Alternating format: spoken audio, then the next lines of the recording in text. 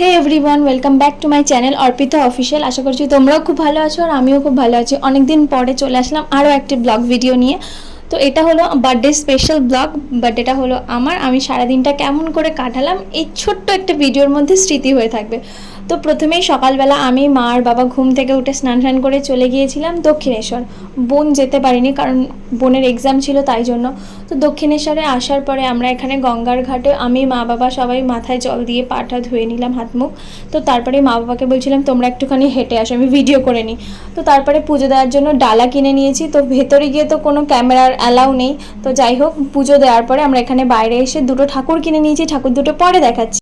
দেন এখান থেকে কিছু জলের বোতল কিনছিলাম কারণ আমরা বাড়ি থেকে কিছু খাবার নিয়ে এসেছিলাম গরিব মানুষদেরকে দেবো বলে। আর সেদিন আমি খাওয়াতে পেরে তাদেরকে খুব খুশি হয়েছিলাম। সেই ভিডিও ক্লিপ আমি কিচ্ছু নিইনি। তো যাই হোক, তারপরে আমি আর মা মিলে এখানটায় মাছদেরকে খাবার দিচ্ছিলাম, খুব ভালো লাগছিল দিতে। তো তারপর মাকে আমি বললাম, মা আমারও একটু ভিডিও তুলে দাও তো একটা। তো মাই এই ভিডিওটা করছিল।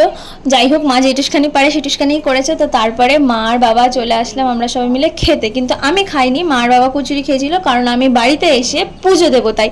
কারণ সেটা ছিল শ্রাবণ মাসের 3rd সোমবার। আমি বাড়িতে এসে আমার শিব ঠাকুরকে স্নান করাবো, পুজো দেবো, তারপরে আমি খাবো। দেন আমরা বাড়ি যাওয়ার জন্য রওনা হয়ে গিয়েছিলাম। বাড়ি এসে দুপুরবেলায় কি করলাম সেটা দেখে নাও। এই যে দুপুরবেলা বাড়িতে এসে আমার পুজো দেওয়া কমপ্লিট হলো।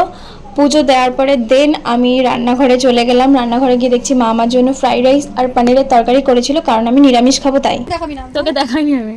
এসব টাকা শুয়ার এমনিও মুখ আমার কাছে আছে, কিন্তু শুভ এতে ভালো জামা কাপড় পরা মুখ দে, এতে ভালো জামা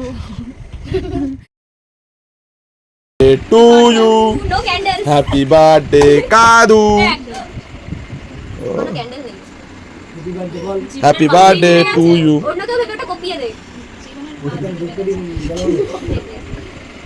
আজকে আমাদের কাদুদির বার্থডে। ফেমাস কাদুদি মাঝে মাঝে কাঁদে।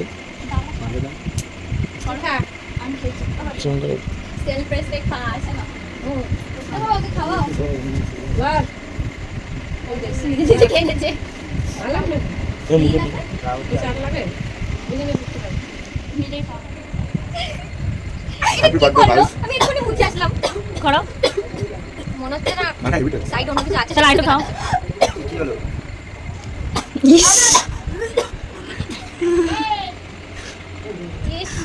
রাঘব দা চল ওটা কেটে আমার খাট বিছনা ছাড়া, মানে বিছনা নতুন বিছনা আমার বল।